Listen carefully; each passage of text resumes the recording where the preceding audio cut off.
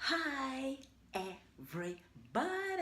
J'espère que vous allez bien. Je suis ravie de vous retrouver pour cette nouvelle vidéo dans laquelle je vais vous montrer comment je prends soin de mon cuir chevelu avec ce type de coiffure protectrice. Here we go!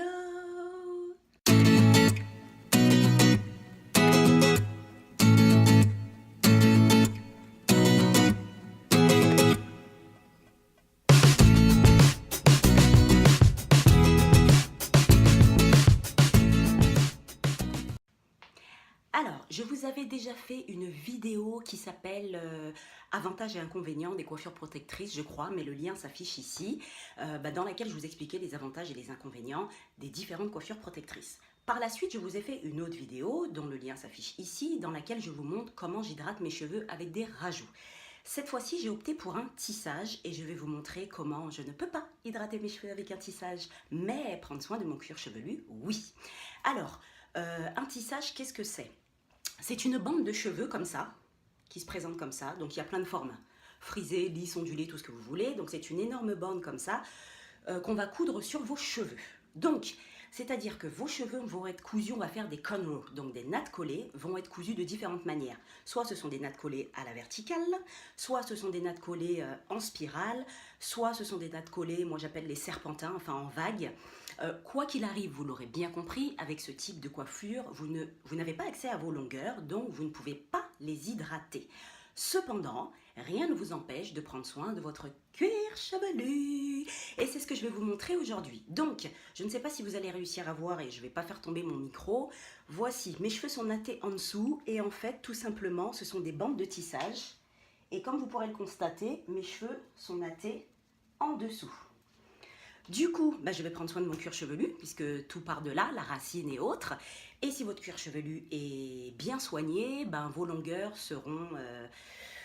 Bon, ça fera du bien à vos longueurs. Avant toute chose, avant d'avoir effectué cette coiffure protectrice, j'ai fait un soin profond, mais le soin comme jamais. J'ai mis de l'huile de ricin, de la poudre d'amla, de l'huile d'olive, des œufs. J'ai fait un soin, mais un énorme soin que j'ai laissé 2 heures.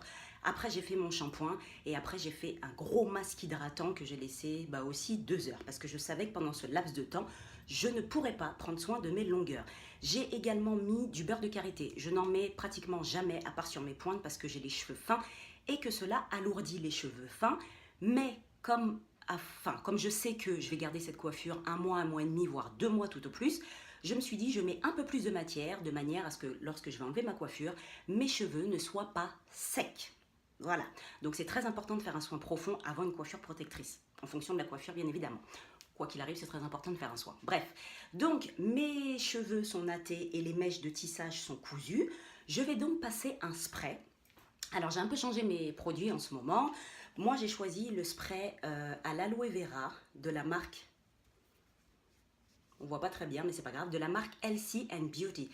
Je vous ai fait une vidéo sur ces produits dont le lien s'affiche là. Je crois que c'était ma routine teint avec les produits LR.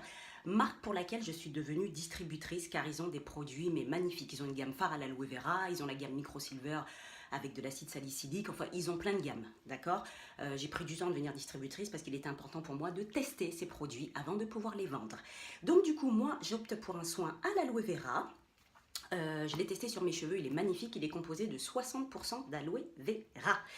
Je vais mettre ce soin bande par bande. À défaut de pouvoir le mettre raie par raie, puisque mes cheveux sont totalement recouverts par mes nattes et par le tissage, je vais mettre ce soin bande par bande. Avant toute chose, on n'oublie pas le massage capillaire.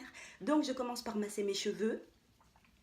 On ne frictionne pas, on masse. Je fais des mouvements de va-et-vient circulaires pour pouvoir activer, stimuler la micro-circulation.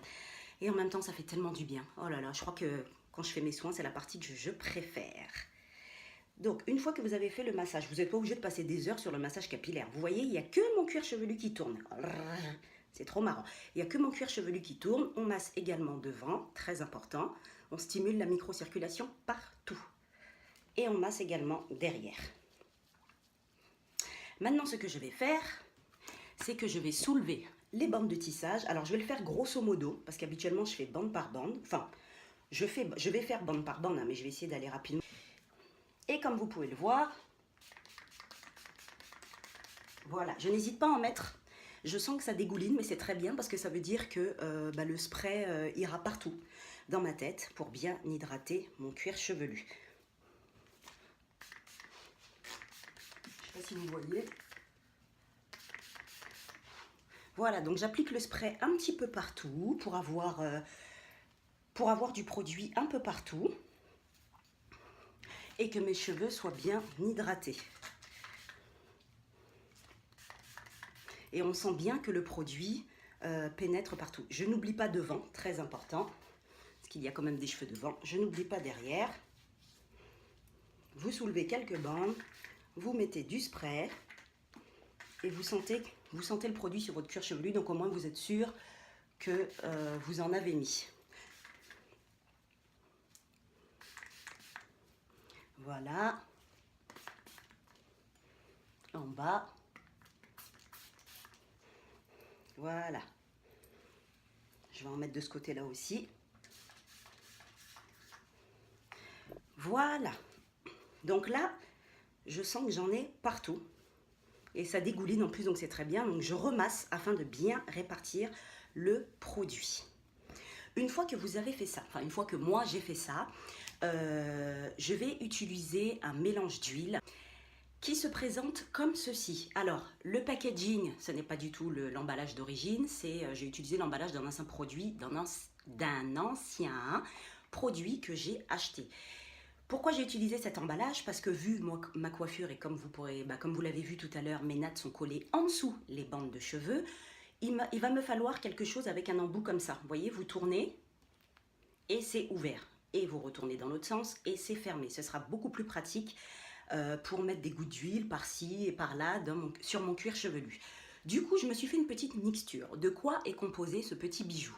J'ai mis, si mes souvenirs sont bons, j'ai mis un peu d'huile de... Non, j'ai pas mis d'huile de ricin, j'ai mis de l'huile d'olive, de l'huile essentielle de gingembre, de la poudre d'amla et j'ai mis de l'huile de jojoba. Voilà, donc là c'est foncé, vous ne voyez rien, mais il y a des dépôts de poudre, donc à chaque fois je suis obligée de secouer. Donc là je vais secouer. Et comme j'ai appliqué le spray, j'ouvre et je vais mettre l'huile à certains endroits sur mon cuir chevelu, comme tout à l'heure, dans les différentes bandes. À défaut de pouvoir l'appliquer ray par ray, je le mets un peu partout et après je vais faire un autre massage de manière à ce que l'huile puisse aller partout sur mon cuir chevelu. Donc là, je soulève chaque bande de tissage pour appliquer l'huile. Je n'en mets pas trop parce que le but n'est pas non plus d'étouffer le cuir chevelu, c'est de lui apporter un soin et de l'entretenir. Voilà. Vous pouvez soulever bande par bande. Là, je vous fais ça grosso modo, mais vous pouvez soulever bande par bande. Voilà, vous mettez un peu partout, vraiment. Je n'ai pas mis d'huile de ricin parce que l'huile de ricin, je l'utilise principalement en pré-poux. C'est excellent pour les cheveux, mais je l'utilise principalement en pré-poux, pas sur mon cuir chevelu, puisque moi, j'ai les racines qui s'encrassent hyper vite. Donc voilà, c'est pour ça que j'ai utilisé des huiles légères. Là, je le mets tout autour. Je passe mon doigt pour pas que ça dégouline sur ma peau. Je le mets ici. Déjà là, j'en ai mis trop, je préfère tout le tour. Et j'en mets un petit peu derrière. Et un petit peu sur les côtés. Ah si, il y a aussi de l'huile essentielle de menthe poivrée. Voilà. Donc là, j'en ai mis partout. Enfin, presque partout. Je masse bien, toujours en mouvement circulaire. Devant, hein, pour activer la repousse des cheveux. Et pour toujours stimuler la microcirculation. Voilà. Et je masse à nouveau mon cuir chevelu.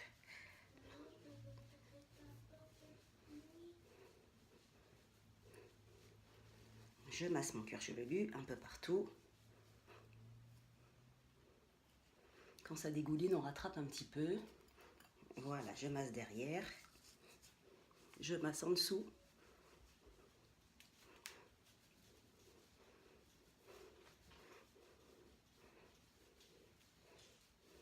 Voilà. Une fois que vous avez pris soin de votre cuir chevelu, ce n'est pas fini. Vous avez choisi de faire un tissage, vous avez donc pris soin de votre cuir chevelu à défaut de pouvoir accéder à vos longueurs.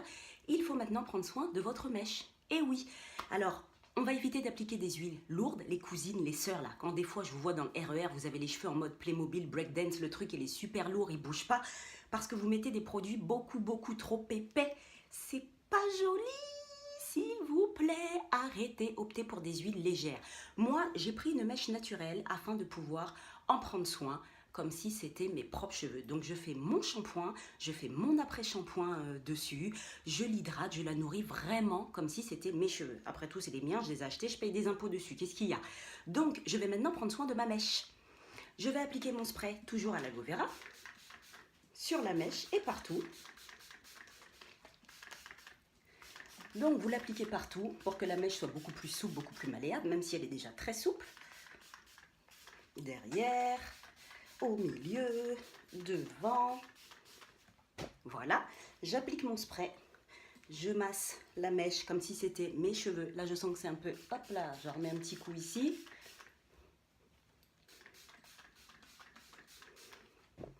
Voilà, j'ai appliqué ma mèche. Et maintenant, pour pouvoir préserver la beauté de la mèche et garder ces petites boucles, je vais utiliser mon Leave-In Conditioner de la marque Azayam. Désolée, je l'utilise, les écritures s'en vont.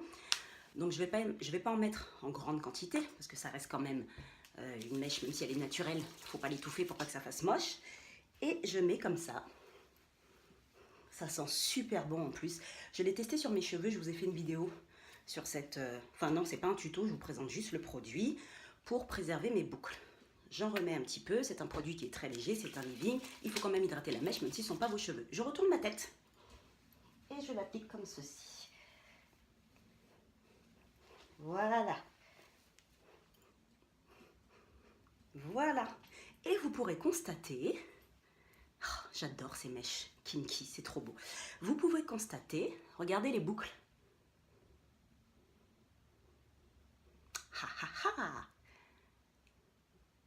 Elles sont bien prononcées et ma mèche reste hydratée.